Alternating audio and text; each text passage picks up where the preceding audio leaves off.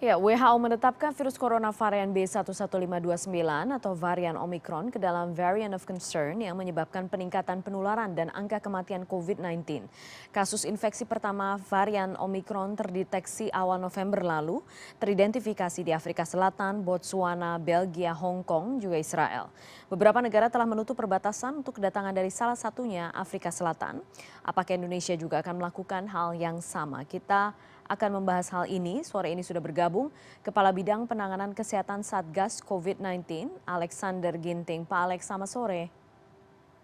Selamat sore, salam sehat. Salam sehat Pak Alex, terima kasih atas waktu Anda. Pak Alex, kami tahu saat ini pemerintah sedang memantau dengan dekat sekali berkaitan dengan perkembangan varian Omicron ini. Jadi persisnya apa proses yang saat ini berlangsung di Satgas ataupun Kementerian Kesehatan terkait varian baru ini? Pemerintah dari sejak awal pandemi sudah mempunyai atensi yang besar terhadap virus tersebut karena virus ini mempunyai karakter yang mudah bermutasi. Dan dengan mudahnya bermutasi juga memberikan karakter yang berbeda-beda di dalam penularan maupun juga di dalam klinisnya. Sehingga di dalam strategi berlapisnya dalam penanggulangan COVID-19, salah satu di mana kita melakukan pencegahan dan filtrasi penyekatan di bandara ini sudah berlangsung. Dan kemudian pemerintah setiap 2 minggu sekali melakukan evaluasi, bahkan juga tetap melihat atensi-atensi yang diberikan oleh Badan Kesehatan Dunia. Jadi sebagaimana kita ketahui bahwa Badan Kesehatan Dunia WHO itu memberi nama varian baru tersebut sebagai Omicron, sebagai variant of concern. Kenapa sebagai variant of concern? Tentu ada dasarnya, yaitu bahwa varian ini mempunyai tingkat penularan yang tinggi, virulensi yang tinggi, bahkan juga akan mengacaukan dalam diagnosis klinis dan kemudian terapi, serta juga harus ada pertimbangan bagaimana nanti vaksinasi terhadap mereka nanti yang dimana sudah mendapat infeksi tersebut. Oleh karena itu, Omicron ini oleh Badan Kesehatan Dunia sudah digabung menjadi variant of concern bersama-sama dengan Alpha, Beta, Gamma, dan Delta. Jadi sebenarnya masalah mutasi ini bukan masalah sesuatu yang baru, ini sudah sering terjadi. Di mana kita tahu sendiri bahwa Delta sendiri mempunyai subvarian yang banyak, lebih dari 15. Tapi persoalannya, Omicron ini mempunyai mutasi lebih dari 10 di spike-nya. Artinya ini akan membuat virus tersebut lebih virulen dan kemudian lebih cepat penularannya. Dan inilah yang harus diwaspadai. Sehingga Badan Kesehatan Dunia sudah mencatatkannya dan ini juga akan menjadi atensi pemerintah dan kita yakin bahwa Kementerian Kesehatan dan Satgas akan merespons ini agar virus tersebut dengan strain yang baru ini tidak masuk ke Indonesia. Ya, apakah sudah ada pertimbangan atau sudah ada pembahasan soal penambahan masa karantina dulu? Karena kalau menutup border kan sepertinya belum, tapi penambahan masa karantina. Ya, jadi artinya bahwa seluruh regulasi yang ada ditetapkan oleh pemerintah itu adalah a living document.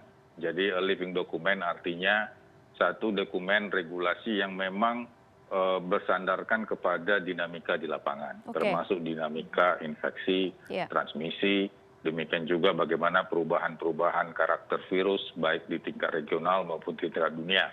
Tentu ini akan menjadi catatan bagi pemerintah di dalam rangka mengantisipasi untuk bagaimana supaya virus itu tidak masuk. Pertama tentu dalam hal ini penetapan bandara yang boleh dimasukin dari luar negeri. Dan yang kedua adalah negara-negara dengan positivity rate di bawah 5%. Dan kemudian yang ketiga negara-negara yang berpotensi di mana ada penularan baru. Jadi oleh karena itu ini memang menjadi tanggung jawab pemerintah untuk melakukan evaluasi dan akan membuat atensi-atensi khusus melalui regulasi yang terus dievaluasi. Sebagaimana kita ketahui juga bahwa baru-baru ini juga di beberapa negara Eropa sudah melakukan border close dengan Afrika Selatan. Dan kita ketahui Afrika Selatan ini adalah bagian dari benua Afrika di mana kekurangan vaksinasi ini cukup tinggi dibandingkan dengan infeksi dan komorbid yang ada. Bahkan diduga juga bahwa mutasi ini terjadi pada penderita HIV positif di mana HIV positif itu adalah satu penyakit di mana imunitas turun Ya. dan kemudian berkoinfeksi dengan adanya COVID. Jadi ini mungkin salah satu pencetus terjadinya mutasi yang cukup banyak di dalam spike proteinnya. Oke, Pak Alex, adakah negara-negara yang harus menjadi concern sekarang bagi WNI yang mungkin mempunyai rencana ke luar negeri? Ya, artinya pemerintah tetap menyampaikan catatan di mana negara-negara khususnya yang sudah melaporkan kejadian infeksinya cukup tinggi, seperti misalnya di Botswana, Afrika Selatan, dan kemudian juga berbagai negara yang bertetangga dengan Afrika Selatan seperti Mozambik. Ini tentu sudah menjadi atensi dan tentunya pemerintah akan merespons ini. Dan kemudian juga kita lihat bahwa tidak hanya di Afrika saja ini dilaporkan, ada juga pelaporan yang terjadi di Belgia sebagai kasus pertama di Eropa. Iya. Seperti kita ketahui bahwa Belgia adalah negara multinasional di mana banyak international conference, ini juga sudah dilaporkan. Dan kemudian juga sudah dilaporkan juga penyebaran di berbagai negara seperti juga di Hong Kong. Tentu ini harus menjadi catatan kita juga sampai di mana sudah ini penyebarannya. Karena memang transportasi, komunikasi yang membuat akhirnya penyebaran ini sungguh cepat. Sehingga nanti mungkin bukan Afrika Selatannya mungkin yang menjadi catatan kita, tapi bagaimana perkembangan infeksi tersebut di negara-negara lain. Sehingga ini yang harus kita kritisi. Jadi ibaratnya bukan paspor Afrika Selatannya, tetapi bagaimana kita bisa melihat seandainya itu terjadi lonjakan kasus yang eksponensial dengan virus dan varian baru misalnya di Hong Kong, ya tentu kita akan melihat Hong Kong sebagai masalah. Jadi ini tentu akan dievaluasi dan ini tentu akan dikerjakan lintas kementerian, lintas kelembagaan, sebagaimana juga kita mengevaluasi PPKM setiap 2 minggunya. Pak Alex, kalau misalnya melihat dinamika yang terjadi di lapangan itu kan berarti cepat sekali ya dalam waktu seminggu terakhir ini kemudian sudah ada beberapa negara menutup border mereka, tidak mengizinkan wisatawan masuk, bahkan penerbangan masuk dari beberapa negara Afrika juga sudah diberlakukan. Apakah hal yang sama juga akan dilakukan di Indonesia? Apakah akan ada revisi aturan dalam waktu dekat? Ya, kalau kita lihat apa yang terjadi di UK, Israel, Singapura yang sudah menetapkan travel ban untuk negara Afrika Selatan, Lesotho, Botswana, Zimbabwe, Mozambik, Namibia, ini tentu menjadi gambaran bagi kita juga untuk bisa melakukan tindakan yang cepat. Jadi seperti kita ketahui, bahwa varian Delta itu dalam tempo 3 bulan itu sudah hampir di 34 provinsi sudah ditemukan.